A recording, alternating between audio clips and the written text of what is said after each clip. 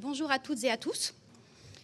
Donc, je tiens tout d'abord à exprimer ma reconnaissance et surtout à remercier toutes les personnes qui ont participé à l'organisation de ce colloque.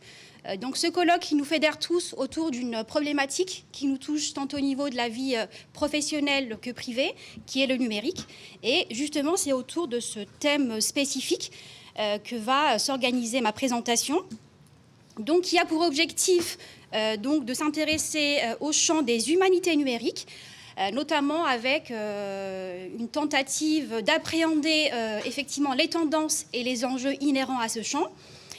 Ce travail a été mené en collaboration avec mon collègue le professeur Laïd Bouzidi. Nous sommes tous les deux enseignants-chercheurs à l'Université Lyon 3 et nous travaillons donc dans le domaine des SIC et plus particulièrement dans le champ des technologies de l'information et de la communication, déclinées autour des systèmes d'information. Au niveau de la question de recherche qu'on s'est posée avec mon collègue, c'est de savoir, comme on le sait tous, effectivement, que les humanités numériques couvrent un spectre très large au niveau de la recherche et aussi sur le plan pragmatique. Il existe une pléthore de travaux, surtout sur les 10 dernières années, notamment, on croise plein d'appels à communication spécifiques à ce champ. Le challenge, effectivement, c'est de trouver et surtout de délimiter le périmètre couvert par le champ des humanités numériques. Donc, on a essayé un peu de remonter en arrière sur les 30, voire 40 dernières années et essayer, en gros, de se dire, au jour d'aujourd'hui, comment peut-on et arrive-t-on surtout à appréhender ce champ qui est donc un champ composite, comme le diront plusieurs auteurs, qui est un champ aussi pluridisciplinaire, on y arrivera tout à l'heure, et donc qui est un champ aussi en perpétuelle évolution. Alors, pour ce faire, on va donc s'intéresser à 4 points essentiels qui constituent notre réflexion ici et donc qui feront l'objet de notre présentation et notre communication, à savoir donc la question des usages et des pratiques, de même qu'on va s'intéresser au volet interdisciplinarité et dimension internationale qui caractérise ce champ. Et on terminera avec les enjeux et les défis actuels qui caractérisent donc les humanités numériques. Alors, je tiens à préciser que ce travail s'appuie sur une recherche exploratoire. J'entends par là, on s'est appuyé essentiellement sur une revue de la littérature, pour pouvoir justement délimiter ce contexte. Donc, je vais essayer de présenter point par point et puis arriver à la fin au point le plus important qui est donc celui des enjeux et donc des défis actuels. Alors, commençons par la question des usages et des pratiques qui constituent le cœur de plusieurs recherches en SIC. Il faut savoir que l'essor des humanités numériques est corollaire à cette question des usages et des pratiques. Donc, comme nous le savons tous, le numérique intègre de nos jours la sphère à la fois privée et publique, et donc ce qui nous mène à nous intéresser à cette question de l'évolution des usages et des pratiques. Donc nous entendons le faire autour de différents points, sans vouloir, notre démarche n'est pas exhaustive. L'essentiel étant de trouver les points capitaux ou les points essentiels ou clés qui nous permettent d'appréhender, en gros, sur les 30-40 dernières années, comment nous sommes-nous arrivés aujourd'hui, en 2018, à nous intéresser à cette question des humanités numériques qui est vraiment centrale dans nos disciplines. On s'intéressera à différents éléments. L'élargissement du périmètre couvert par le numérique, l'essor de la dimension logicielle, l'accessibilité et la diversité du numérique, également donc de toute la question de l'appropriation des outils par les acteurs. Donc rapidement, quelques points essentiels sur chaque niveau. Il faut savoir, si on remonte aux 20 ou 30 dernières années, si on revient en arrière, c'est qu'au fait, l'usage était au départ limité et destiné à des spécialistes, à des informaticiens. En gros, à l'époque, si quelqu'un souhaitait donc formuler ses besoins, il devait passer obligatoirement par l'informaticien qui était à même à, interpréter ses besoins et les transformer en un langage artificiel compréhensible par la machine. Aujourd'hui, les choses ont beaucoup évolué, donc l'usage n'est pas destiné qu'à ces acteurs-là. Et donc, il faut savoir aussi que le périmètre couvert, à la base, si on remonte aux années 60, On peut citer l'exemple au niveau fonctionnel du numérique. On sait tous que l'ancêtre des systèmes d'info, c'est le système d'info comptable. Donc, les années 60, on s'intéressait plus à une vision, on va dire, fonctionnelle du numérique. Aujourd'hui, le numérique intègre donc la sphère privée. Certains auteurs parlent même d'une porosité entre ces deux sphères-là, qui sont la sphère privée et publique. Au niveau ensuite de l'essor des logiciels, donc rapidement, sans vouloir entrer dans le détail ici, on va revenir en arrière sur la question donc, de la croissance exponentielle donc, à l'époque des micro-ordinateurs et des logiciels spécialisés qui favorisent en gros une couverture un peu plus large des usages, à savoir qu'on peut accéder directement à des ressources informationnelles. Et en gros, les interfaces qui se sont développées à l'époque, qui sont des interfaces intuitives, faciles d'accès, faciles au niveau de l'utilisation, elles ont permis en gros d'élargir le champ couvert par les pratiques et les usages. L'accessibilité, ici, donc on entend par là à la fois l'accessibilité financière et aussi les fonctionnalités qui s'améliorent, comme je l'ai dit à l'instant. Des outils, on peut très bien aujourd'hui, même si on n'a pas des compétences techniques poussées, créer un site web, donc développer des outils numériques, digitaux, à destination d'activités personnelles ou professionnelles, chose qui n'était pas à l'époque possible. Donc là, on a une diversité des usages qui vont toucher à la fois, certes, les professionnels techniciens qui sont spécialistes du domaine, mais aussi une autre catégorie d'acteurs, les catégories d'acteurs occasionnels, avertis, voire même donc ceux qui n'ont pas du tout de connaissances. Donc le numérique, en gros, se démocratise dans nos pratiques et est accessible à tous les acteurs. La question de l'appropriation est capitale, notamment dans la sociologie des usages. Donc nous allons donc ici nous référer aux travaux de Norman qui parlent de schéma mental. Donc il entend par là en gros le fait qu'avec l'usage répétitif quotidien et donc l'action, on va dire, immédiate de l'usage du numérique, chaque acteur et chaque individu arrive à créer un schéma mental. Ce schéma mental est individuel, endogène, qui est propre à lui et qui lui permet, en gros, de s'approprier l'outil, même s'il n'a pas de connaissances. En gros, le fait d'utiliser régulièrement l'outil nous permet donc d'avoir cette question de l'appropriation. Alors, en parallèle à cette question d'usage et de pratique, nous assistons à un changement de paradigme qui mériterait donc d'être présenté, ne serait-ce qu'au travers des grandes lignes. Donc nous allons revenir aussi d'un point de vue évolution toujours, et c'est un peu une évolution parallèle par rapport à celle des usages et des pratiques. Donc toute la question des approches de conception de systèmes qui ont beaucoup évolué depuis les années 70 jusqu'à aujourd'hui. Alors il faut savoir, et donc ça c'est pas une surprise effectivement, comme nous le savons tous, qu'au départ, dans les années 70, la quasi-totalité des applications développées s'inscrivaient dans des approches qualifiées d'orientées système. Comme le dirait Chaudiran, ces approches-là se focalisent essentiellement sur des aspects techniques de l'offre, notamment en ce qui concerne les langages de représentation des informations, les algorithmes d'appariement entre ce que l'usager formule comme mot et ce que la machine pourra ensuite interpréter. Les grosses critiques à l'époque, se situaient au niveau de la place de l'usager qui était tout simplement, il était inexistant dans les approches de conception. Les années 80, on a vu ici, comme le précise Chaudiran toujours et Ajaden et Politi, dans leurs travaux, voire même Éric Thivan également, donc on a vu l'apparition de l'usager. On s'intéresse finalement à divers mécanismes tels que quelles sont ses caractéristiques, quel est le profil de l'usager et comment faire en sorte pour que le système puisse lui proposer des réponses adéquates avec ses besoins. Les années 90, on a donc complété l'assise de l'outil numérique en intégrant une dimension, on va dire, fonctionnelle qui a trait à la fois au niveau du système d'info, à la fois un volet opérationnel mais également stratégique. Qu'est-ce qu'on peut en déduire de tout ça? Par rapport, revenons à notre champ, on va dire notre cœur de travail, c'est les humanités numériques. C'est que, en gros également, donc, en complément à ce qui a été dit, ici, même déjà dans la littérature et dans les travaux sur les 20 ou 30 dernières années, on est passé à une évolution qui, effectivement, tranche et qui constitue une rupture avec les approches qualifiées par Chaudiran toujours de technocentré ou d'orienté système. On est passé du computing au digital, donc ce qui permet de humaniser le numérique quelque part. On parle aujourd'hui de culture numérique par substitution à culture informatique. Il faut savoir que le mot culture numérique a été introduit aux États-Unis dans les années 70 et en France et en Europe notamment. Ce n'est que vers les débuts 80 qu'on en parle, donc de culture numérique.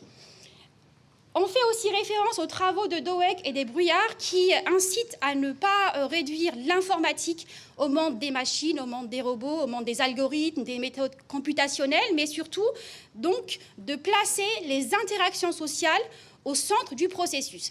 Alors l'objectif, c'est d'arriver progressivement à se dire, finalement, les humanités numériques ont connu leur essor au travers de ce changement de mentalité et d'un rapprochement, d'une convergence entre deux disciplines qui est à la base tout opposées. Toujours dans le domaine des SIC, on peut citer les travaux de Pakiansegui ou de Jouet qui, donc respectivement, incitent sur la question de ne pas se focaliser sur les caractéristiques techniques et techniciennes, technicistes, mécanistes, comme le diraient certains auteurs, de l'offre et surtout de considérer les usages comme un construit social. Alors cela nous mène effectivement à nous dire, avec tout le socle, donc on va dire, qui commence à changer, tout ce bouleversement numérique lié aux usages, aux pratiques, mais également au changement de paradigme, nous mène finalement à aujourd'hui nous intéresser donc à l'essor des humanités numériques et qui constitue un champ à part entière dans le domaine des sciences de l'information et de la communication et des SHS en général. Donc, comme l'ont dit mes collègues, donc Christophe et Louise, qui en ont pas mal parlé par rapport à la genèse donc de ce champ, effectivement, ce champ est né, notamment on le trouve beaucoup au niveau de la revue de la littérature. Il est né au fait du croisement de deux disciplines et du rapprochement de deux cultures différentes. D'un côté, on a l'informatique avec son propre mode de fonctionnement et d'un autre côté, les sciences humaines et sociales. Et c'est au travers de la convergence de ces deux disciplines qu'on arrive à une richesse au niveau des humanités numériques. Alors, comme l'a précisé mon collègue Louise, il faut remonter aussi aux travaux de Roberto Busa qui, à la base, a impulsé ce champ. Olivier Ledeuf aussi en parle beaucoup dans pas mal de ses travaux. Mais plusieurs auteurs aussi s'accordent sur le fait que la première fois qu'on a parlé des humanités numériques, c'était dans les travaux de Siemens et Hall, dans un ouvrage de référence qui s'intitule A Companion to Digital Humanities.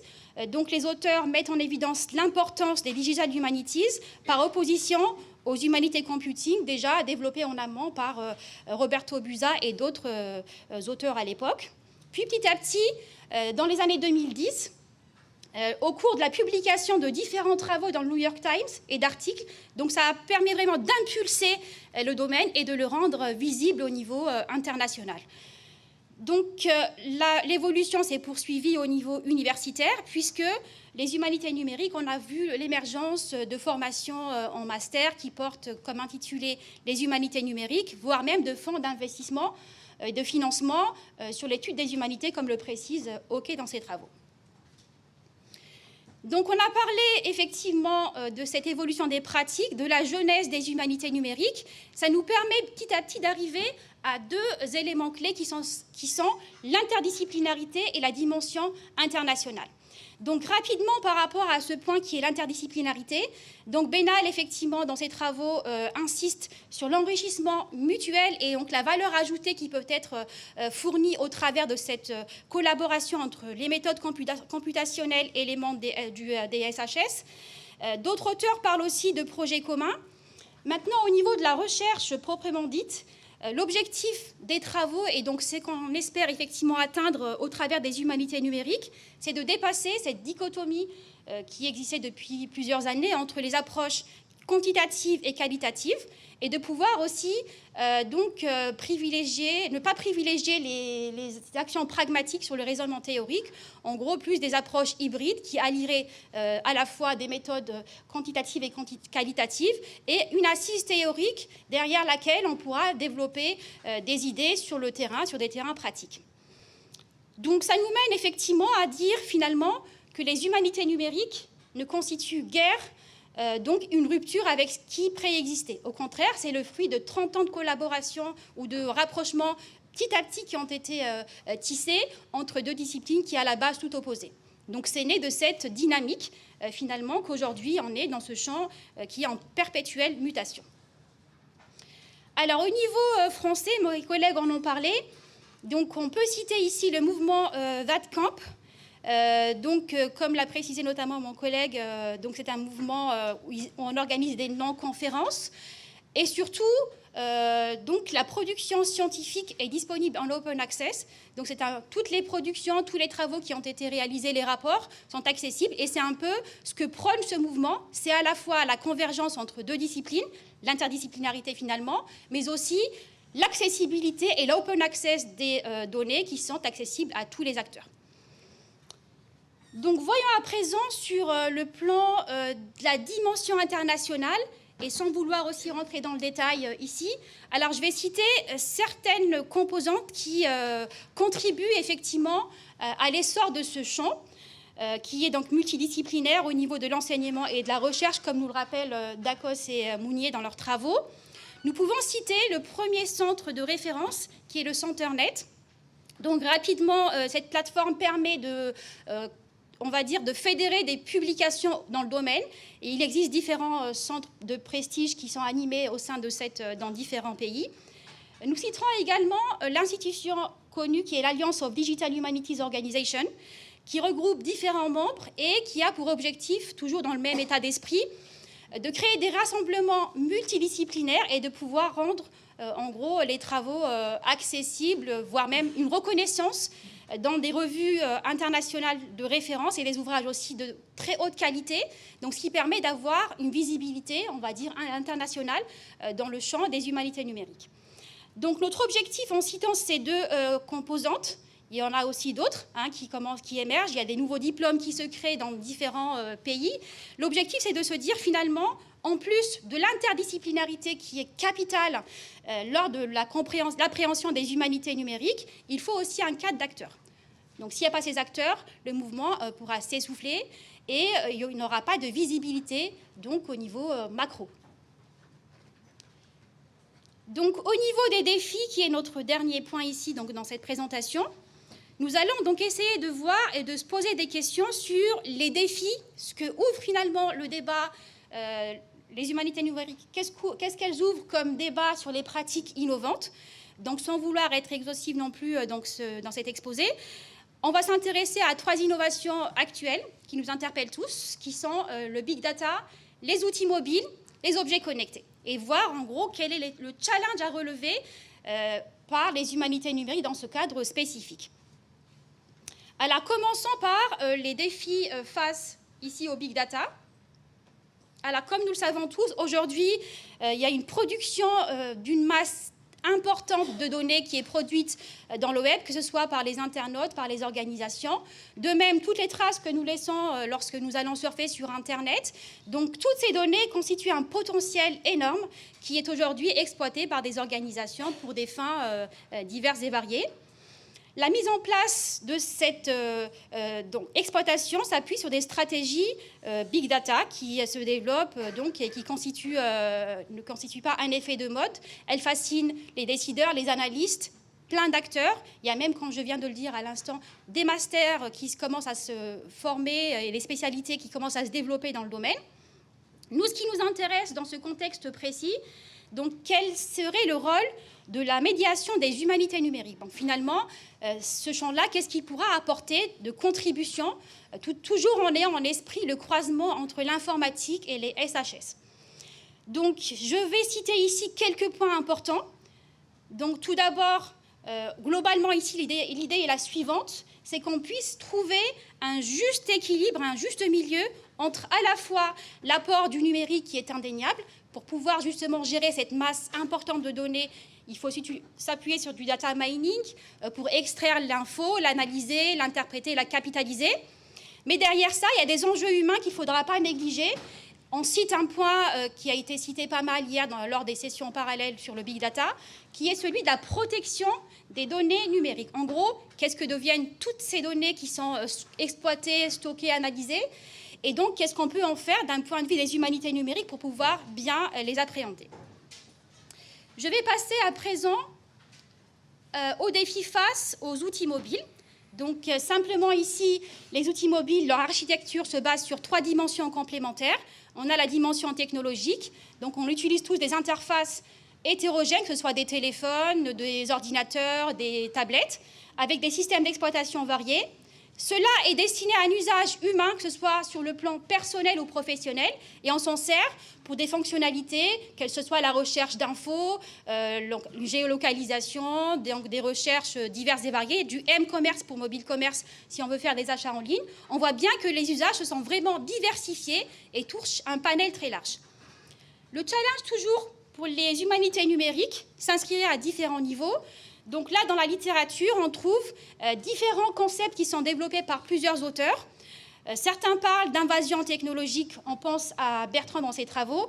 Carriol nous parle de l'est électronique dans ses études qui portent sur l'hyperconnectivité des cadres dans leurs travaux en mobilité. Flichy parle également de l'individualisme connecté. Et on parle également, notamment Piagini, qui emploie le concept de l'emprise numérique. En gros, que le numérique, finalement, il affaiblit nos relations interpersonnelles. Et ça, on peut le voir.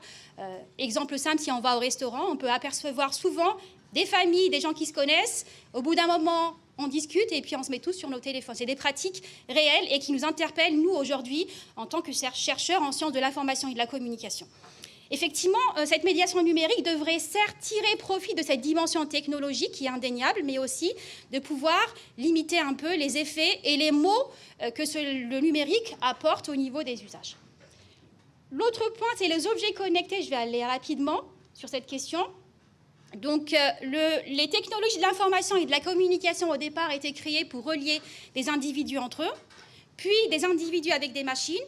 Aujourd'hui, ce sont les objets eux-mêmes qui sont reliés. On parle d'Internet des objets pour justement faire référence à l'interaction avec l'environnement. Donc, la médiation dans ce contexte, et ce n'est pas un exhaustif non plus, donc là, avec mon collègue, on a pu relever quelques points clés qui sont, on en parle tous, la protection des données à caractère personnel ou professionnel. Plusieurs travaux émergent, et donc depuis plusieurs années, sur les démarches user-centriques, avec l'intégration d'une dimension juridique, en plus de toute la partie technique et sociale. La question est également des dérives liées à l'usage. Si on cite l'exemple du domaine médical, il y a des intérêts qui sont effectivement pertinents, mais il y a des fois des dérives dans le domaine. Et surtout au niveau du réseau, donc toute une collaboration doit être mise en place par divers acteurs, qui soient professionnels du domaine de la santé, que ce soit des experts du domaine des startups du numérique par exemple, voire même des chercheurs dans le domaine. Et c'est là que doit s'asseoir l'assise des humanités numériques. Donc, 2-3 enjeux, et puis je conclurai par un point transversal ici. Le challenge essentiel, c'est de poursuivre l'interdisciplinarité, qui à la base n'est pas si simple que ça. Donc, il y a des tensions qui existent entre ces deux disciplines. Les frontières entre l'humanité et le numérique. Donc, on sait tous que le numérique, on en a besoin aujourd'hui, mais la grosse part de travail revient à l'humain, qui, avec ses intuitions, ses analyses, son vécu, son cadre, son référentiel, arrive essentiellement à utiliser, en gros, l'apport du numérique. Je terminerai par une conclusion ici, donc, qui ouvre un peu le débat sur les usages de demain et qui s'appuie essentiellement sur une approche éco-responsable.